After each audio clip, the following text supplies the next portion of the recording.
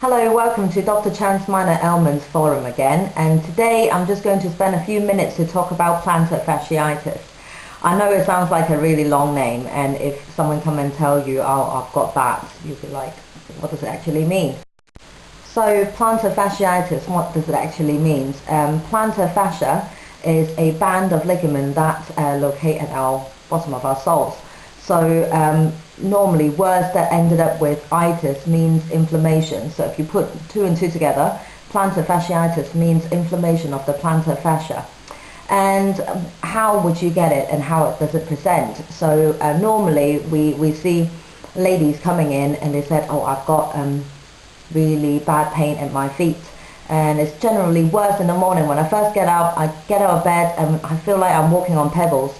But after a period of time of walking, I'm all right. And then I sit down to work again and I stand up to go to the toilet. Oh, ouch, you know, the pain comes back again. So that's just a common presentation. So if you have pain like that, that might make you want to think, oh, maybe I've got plantar fasciitis. And how does it come about? And it's basically caused by overstretching of the plantar fascias or too much pressure onto the area. For example, you're not used to walking for a long period of time and suddenly you go for a really long walk, and also with like inappropriate shoes. For example, you might be wearing some really flat shoes or shoes that hasn't got good insoles. So after a period of time, all these trauma causing inflammation at your plantar fascia, and that causes pain. So the example that I gave earlier, saying that ladies coming in with this kind of problems, well, actually it's not entirely true. I mean, it affects men and women equally, but the problem is ladies wear shoes like this, okay? Very flat shoes with no support, and the soles are paper thin. So although it looks good, but it doesn't actually support your feet at all. So if you do a long period of walking, you'll feel it, okay? The good news is this problem is extremely common and it's easily sorted out. So number one, you might want to consider resting your feet a little bit, because generally speaking, if you've got inflammation at your plantar fascias, by relieving the pressure on it, you tend to get better.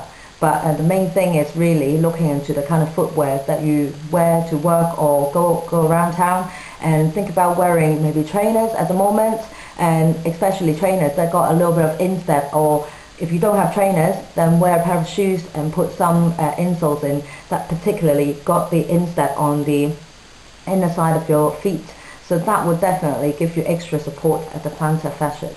There's also an exercise that you can do at home, and basically study shows that if you stretch the plantar fascia and the Achilles tendons, which is located at the back of the heels, if you do that on a regular basis, it will definitely relieve the symptoms and improve the speed of recovery. So what you need to do is basically stand about 40 centimeters away from the wall and putting two arms out like that, pressing against the wall, and one foot forward and the other one backwards.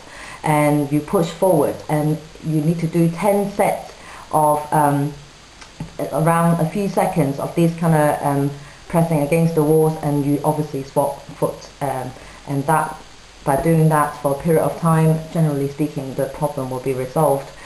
Obviously there are some incidents that you've done everything, you take pain controls, you change your shoes, and this symptom still continue to persist. Then the next step would be referring you to either physio, and if physio can't help you, then we'll refer you to orthopedic to consider heel injections. To be honest, some of the GPs in our surgery do injections like that, but obviously I can't speak for all GPs in the whole UK and all over the world.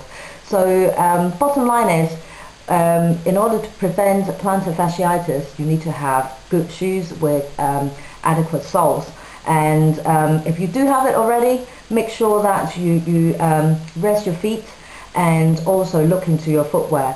And by all means, if these symptoms persist, trying what we suggested earlier on, then you need to go and see your GPs for further advice. Okay, so I hope that this is useful for you, and there'll be more videos coming up about other minor ailments. Alright, take care for now. Bye bye.